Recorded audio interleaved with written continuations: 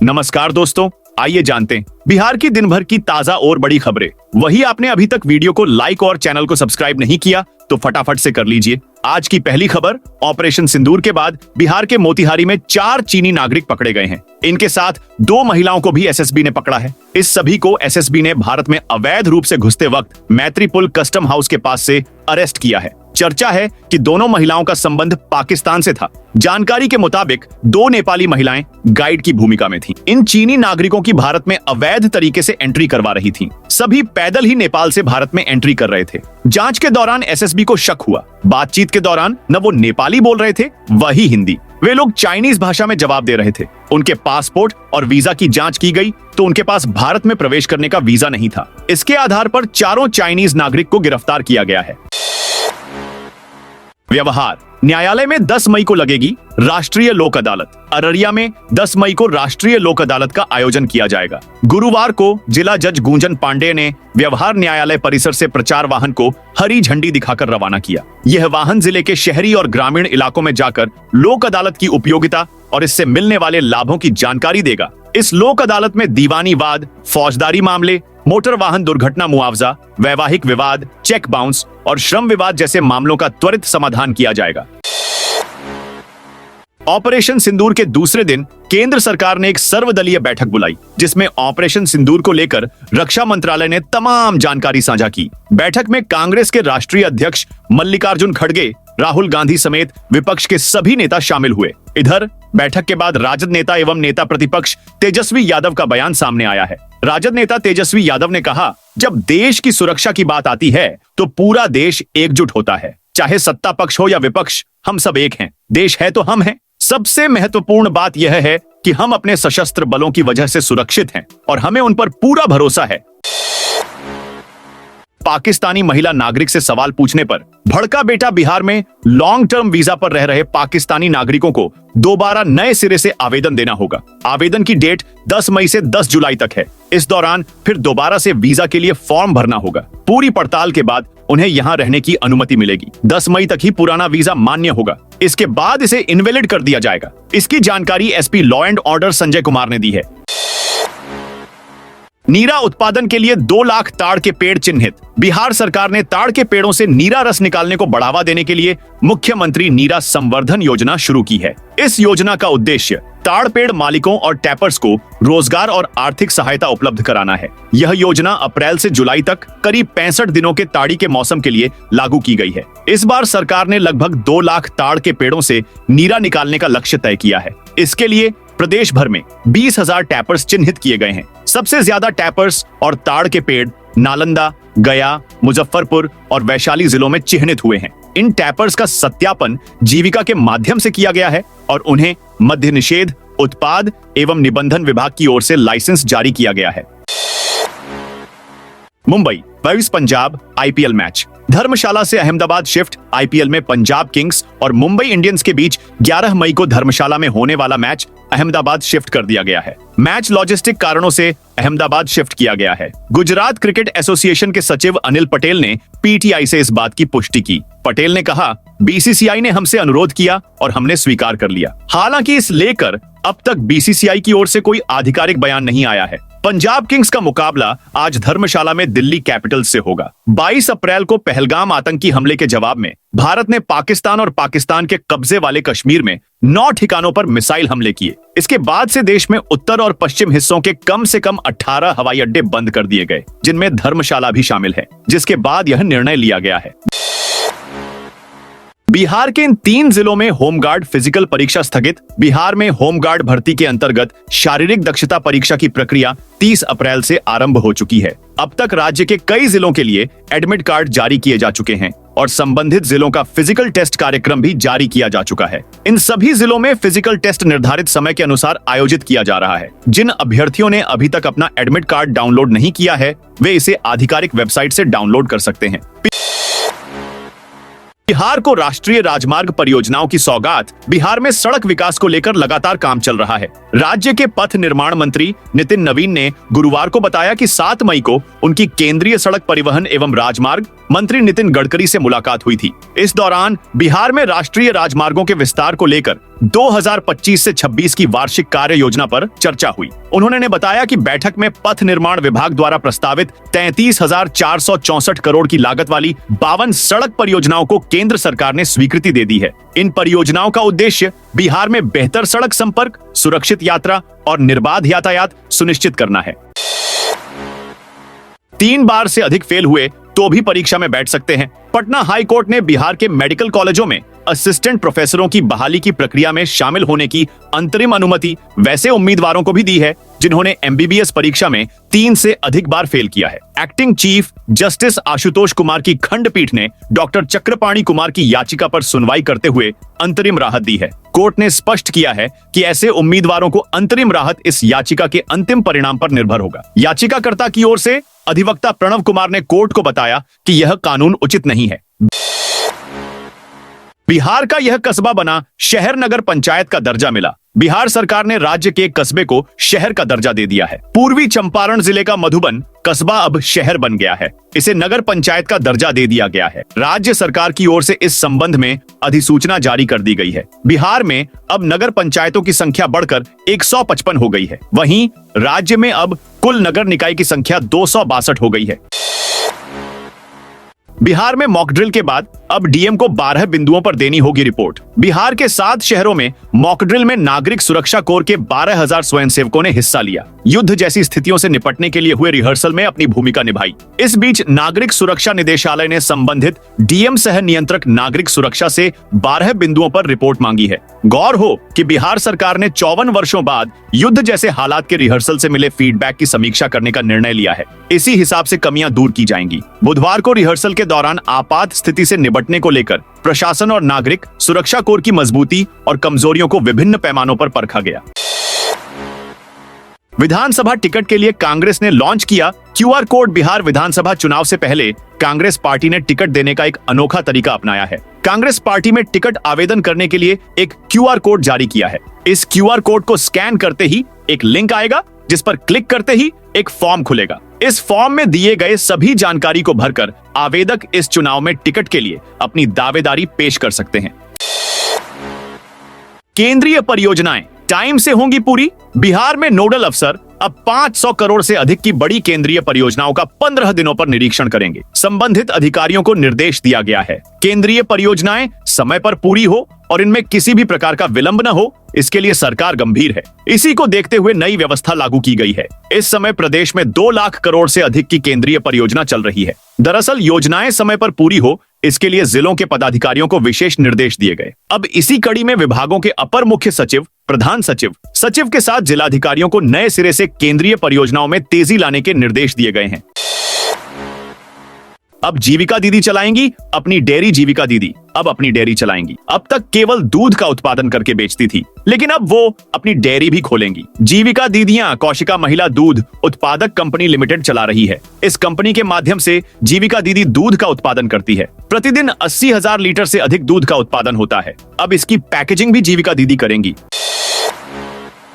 किशनगंज में 2 कारों से 197 लीटर शराब बरामद। किशनगंज में शराबबंदी कानून को सख्ती से लागू करने के तहत उत्पाद विभाग ने गुरुवार को बड़ी कार्रवाई की है। उत्पाद अधीक्षक देवेंद्र कुमार के नेतृत्व में एक विशेष टीम ने 2 कारों से कुल 625 लीटर अंग्रेजी शराब जब्त की। इस दौरान मध्यपुरा निवासी तस्कर विजेंद्र कुमार को मौके से गिरफ्तार किया गया। गिरफ्तारी के बाद पूछताछ में सामने आया कि आरोपी लंबे समय से शराब तस्करी में लिप्त था और किशनगंज के रास्ते नियमित रूप से शराब की खेप भेजता था। बिहार में अब एआई बताएगा मौसम का हाल। बिहार में 10 दिन पहले मौसम पूर्वानुमान की तैयारी हो रही है। इसके लिए आर्टिफिशियल इंटेलिजेंस एआई की मदद ली जाएगी। बिहार मौसम सेवा केंद्र में मौसम पूर्वानुमान का नया मॉडल विकसित किया जा रहा है। योजना एवं विकास विभाग ने इसकी कसरत शुरू कर दी है। जल्द ही यह योजना जमीन पर दिखने लगेगी। इसके लिए इसरो की भी मदद ली जाएगी। इसरो पहले भी इस संबंध में मदद करता रहा है। विभाग के अधिकारी के अनुसार यह मौसम पूर्वानुमान EIML आधारित होगा। यही नहीं, इसके लिए उत्कृष्ट प्रौद्योगिकी सहित हाई परफॉर्मेंस कंप्यूटेशन फैसिलिटी का निर्माण किया जाएगा। पाकिस्तान पर ऑपरेशन सिंदूर से नेपाल में भी उत्साह। भारतीय सेना द्वारा मंगलवार की देर रात चलाए गए ऐतिहासिक ऑपरेशन सिंदूर के कामयाबी को लेकर भारत के साथ साथ नेपाल के लोगों में काफी उत्साह और गर्व का माहौल है। भारतीय सेना द्वारा पाकिस्तान के आतंकी ठिकानों पर ऑपरेशन सिंदूर के तहत इस साहसिक कार्रवाई को लेकर नेपाल के लोग भी खुशी से झूम उठे और इसकी चर्चा भारतीय बॉर्डर से सटे नेपाल के दसौता, मिर्जापुर, जानकी टोला, पिपरा, हरिहरपुर, धोबनी, टिहुकी, चारगाहा आदि चौक चौराहों पर करते देखे गए। पटना यूनिवर्सिटी के 500 कर्मचारियों का आज भी सामूहिक अवकाश। पटना यूनिवर्सिटी के कर्मचारी 2 दिनों के सामूहिक अवकाश पर हैं। इसका असर पीयू में स्टूडेंट्स की पढ़ाई पर पड़ रहा है। बुधवार को पोस्ट ग्रेजुएट डिपार्टमेंट में क्लासरूम का ताला ही नहीं खुला। स्टूडेंट्स और टीचर अपने तय समय पर अपने डिपार्टमेंट पहुंच गए थे, लेकिन क्लास को व्यवस्थित करने और ताला खोलने के लिए कोई कर्मचारी ही नहीं मौजूद था। इसका नतीजा यह रहा कि यूनिवर्सिटी मुख्यालय से लेकर कॉलेजों तक कामकाज पूरी तरह से ठप रहा। आज भी कर्मचारी यूनिवर्सिटी में काम करने नहीं आएंगे। भारत पाक तनाव के बीच नेपाल बॉर्डर पर बड़ी चौकसी। ऑन ऑपरेशन सिंदूर के बाद मोतिहारी के रक्सौल सीमा से नेपाल के रास्ते भारतीय क्षेत्र में प्रवेश करते पकड़े गए चीनी नागरिकों के बाद से पुलिस की ओर से भारत नेपाल की सीमा पर चौकसी और बढ़ा दी गई है। वाल्मीकि नगर गंडक बराज पर तैनात एसएसबी के द्वारा पहलगाम हमले के बाद से ही सीमा पर चौकसी बरतते हुए नेपाल से आने जाने वाले प्रत्येक नागरिकों के आधार कार्ड की जांच की जा रही है। बुधवार को 4 चीनी नागरिकों के पकड़े जाने के बाद राज्य सरकार की ओर से अब सीमा पर चौकसी बढ़ाई गई है। स्कूल में बच्चों को युद्ध की स्थिति में बचाव की दी ट्रेनिंग। रोहतास जिला के डेहरी में पहलगाम में निर्दोष पर्यटकों की आतंकियों द्वारा हत्या के बाद भारत में जिस तरह से पाकिस्तान और पीओके पर हमला शुरू किया है, उसके बाद एहतियात बरतते हुए ग्रामीण क्षेत्र के विद्यालय में भी बच्चों को मॉक ड्रिल के माध्यम से युद्ध की स्थिति में बचाव की ट्रेनिंग दी जा रही है। महाराष्ट्र और राजस्थान के 3 साइबर अपराधियों को बिहार के मुजफ्फरपुर से पकड़ा गया। धरे गए राजस्थान के जोधपुर विवेक विहार कॉलोनी के महेंद्र कुमार, मुंबई के मलाड के पवन पवार और सुजीत कुमार के पास से luxury car, laptop, 5 mobile, chequebook, ATM card और आधार कार्ड बरामद किया गया है। ओडिशा से आई साइबर थाने की पुलिस ने काजी मोहम्मदपुर थाने के सहयोग से अहले सुबह छापेमारी कर तीनों को अघोरिया बाजार स्थित एक होटल के कमरे से पकड़ा। बिहार की स्वास्थ्य सेवाओं में बड़ा सुधार। सरकार राज्य की स्वास्थ्य सेवाओं को सशक्त बनाने के लिए लगातार काम कर रही है। स्वास्थ्य मंत्री मंगल पांडेय ने घोषणा की है कि जल्द ही 27,375 नए आशा कार्यकर्ताओं और फैसिलिटेटरों की नियुक्ति की जाएगी। यह कदम विकसित बिहार 2025 के लक्ष्य को पूरा करने में सहायक होगा। ग्रामीण और शहरी क्षेत्रों में आशा कार्यकर्ताओं का चयन किया जाएगा ताकि मातृ स्वास्थ्य सेवाओं को और बेहतर बनाया जा सके। अब बिजली कटने पर भी पंप से होगी जल निकासी। इस मानसून जल निकासी में किसी तरह की समस्या न आए, इसको लेकर विभिन्न स्तरों पर तैयारी की गई है। अब लाइट कटने पर भी ड्रेनेज पंपिंग सिस्टम काम करेगा और बारिश होने पर पानी को सड़कों पर जमा नहीं होने देगा। बुडको एमडी अनिमेश कुमार पराशर द्वारा सभी पदाधिकारियों को निर्देश दिया गया है कि वह डीपीएस पर अतिरिक्त बिजली की व्यवस्था बनाए रखना सुनिश्चित करें, जिससे बिजली बाधित होने पर भी संप सुचारू रूप से काम कर सके। गया प्रशासन बुद्ध पूर्णिमा को लेकर अलर्ट। गया में बुद्ध पूर्णिमा को प्रशासन अलर्ट मोड में है। 12 मई के आयोजन को लेकर प्रशासनिक तैयारियां अंतिम चरण में हैं। बुधवार को बीटीएमसी सभागार में डीएम डॉक्टर त्यागराजन और वरीय पुलिस अधीक्षक आनंद कुमार की संयुक्त अध्यक्षता में हाई लेवल मीटिंग हुई। इस दौरान सुरक्षा व्यवस्था को लेकर जरूरी दिशा निर्देश दिए गए। महाबोधि मंदिर में कोई भी श्रद्धालु मोबाइल लेकर एंट्री नहीं करेंगे, इसका सख्ती से पालन होगा। साथ ही मंदिर या प्रतिबंधित क्षेत्रों में किसी भी तरह का बैनर, पोस्टर या फ्लेक्स लगाने की मनाही है। बैठक में बीटीएमसी के सदस्य, वरिष्ठ प्रशासनिक अधिकारी, आयोजन समिति और विभिन्न विभागों के प्रतिनिधि मौजूद थे। अररिया सदर अस्पताल की पुरानी इमारत में लगी आग। अररिया के सदर अस्पताल परिसर स्थित पुरानी इमारत में गुरुवार को अचानक आग लग गई। आग लगते ही परिसर में अफरा तफरी मच गई। मौके पर भारी संख्या में स्थानीय लोग इकट्ठा हो गए और स्थिति को नियंत्रित करने का प्रयास करने लगे। सूचना मिलने के बावजूद फायर ब्रिगेड की टीम देर तक मौके पर नहीं पहुंच पाई थी। इसके कारण आग की लपटें तेज होती गईं। स्थानीय लोगों ने पानी और बाल्टी की मदद से आग बुझाने की कोशिश की। आग लगने के कारणों का अभी तक स्पष्ट पता नहीं चल पाया है। धार्मिक स्थलों के दर्शन कराएगी भारत गौरव ट्रेन। भारतीय रेलवे की शाखा Indian railway catering and tourism corporation limited भारतीय रेलवे टूरिज्म को बढ़ावा देने के लिए देखो अपना देश के तहत भारत गौरव ट्रेन की शुरुआत करने जा रही है। भारत गौरव ट्रेन योजना के तहत भारतीय रेलवे देश के विभिन्न पर्यटन स्थलों का भ्रमण कराने के उद्देश्य तथा रेल पर्यटन को बढ़ावा देने के लिए लोगों को 33% यात्रा शुल्क में रियायत दे रही है। यह पर्यटन ट्रेन 31 मई को धनबाद से चलेगी, जो हजारीबाग, कोडरमा, गया, राजगीर, बिहार शरीफ, बख्तियारपुर, पटना, आरा, बक्सर, दिलदार नगर तथा पंडित दीनदयाल उपाध्याय स्टेशन पर तीर्थ यात्रियों को सवार होने के लिए रुकेगी। यह जानकारी भारतीय रेल की शाखा Indian railway catering and tourism corporation limited के अधिकारी विश्वरंजन शाहर, एरिया ऑफिसर सुनील कुमार तथा chief supervisor tourism Sanjeev Kumar ने शहर के डाक बंगला रोड स्थित एक होटल सभागार में आयोजित प्रेस वार्ता के दौरान मीडिया को दी। बिहार में डकैतों का तांडव, हथियार से डराकर 10 लाख रुपए लूटे। बिहार के सदर थाना क्षेत्र के सुगिया कटसरी गांव में डकैती की बड़ी वारदात हुई। करीब 8 से 10 हथियारबंद बदमाश किसान शिवजी शाह के घर में घुस आए और परिवार को बंधक बनाकर डकैती की। डकैतों ने सभी लोगों को हथियार दिखाकर डराया और करीब 2.5 लाख रुपए नकद समेत कुल 10 लाख रुपए की संपत्ति लूट ली। जब किसी ने विरोध करने की कोशिश की तो डकैतों ने जान से मारने की धमकी दी। जैसे ही पुलिस को जानकारी मिली, थानाध्यक्ष अपनी टीम के साथ मौके पर पहुंचे और जांच शुरू कर दी। घटना के समय गृहस्वामी शिवजी शाह खुद भी घर पर मौजूद थे। इस घटना से गांव में डर और गुस्से का माहौल है। पटना से आने जाने वाली ये 6 फ्लाइट कैंसिल। ऑपरेशन सिंदूर के बाद पूरा देश अलर्ट मोड पर है। गृह मंत्रालय के आदेश पर देश के 244 जिलों में बीते बुधवार को मॉक ड्रिल किया गया। पूरा देश 10 मिनट के लिए ब्लैकआउट हो गया। इसी बीच कई विमानों को भी रद्द किया जा रहा है। इधर पटना एयरपोर्ट से आज गुरुवार को आने जाने वाले 6 फ्लाइटों को रद्द कर दिया गया है। दरअसल पहलगाम आतंकी हमले के बाद भारतीय सेना द्वारा चलाए गए ऑपरेशन सिंदूर के बाद बुधवार को देश भर में कई उड़ानों को रद्द कर दिया गया था। वहीं आज 8 मई को भी कुछ विमानों को रद्द किया गया है।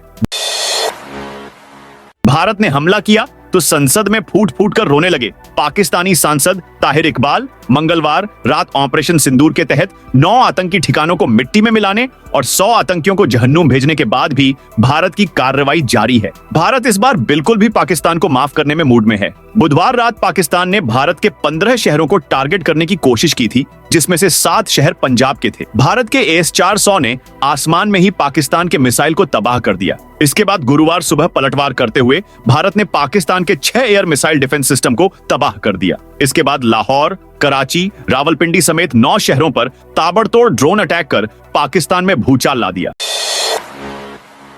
फर्जी प्रमाण पत्र से नियुक्त 11 शिक्षक चिन्हित कार्रवाई शुरू। बक्सर जिलाधिकारी अंशुल अग्रवाल की अध्यक्षता में समाहरणालय सभाकक्ष में आयोजित शिक्षा विभाग की समीक्षात्मक बैठक में बड़ा खुलासा हुआ है। एक ही प्रमाण पत्र पर 11 शिक्षकों को नियुक्ति दी गई। इनमें से लगातार अनुपस्थित 9 शिक्षकों के खिलाफ कार्रवाई की गई है। बैठक में जिला शिक्षा पदाधिकारी ने बताया कि चौसा और ब्रह्मपुर के प्रखंड शिक्षा पदाधिकारी शिक्षक नियुक्ति में फर्जीवाड़े और अनुपस्थित शिक्षकों पर स्पष्ट जवाब नहीं दे सके। इसके चलते चौसा, सिमरी और ब्रह्मपुर के तीनों BEO का वेतन तत्काल प्रभाव से रोक दिया गया। साथ ही उन्हें कारण बताओ नोटिस जारी किया गया है।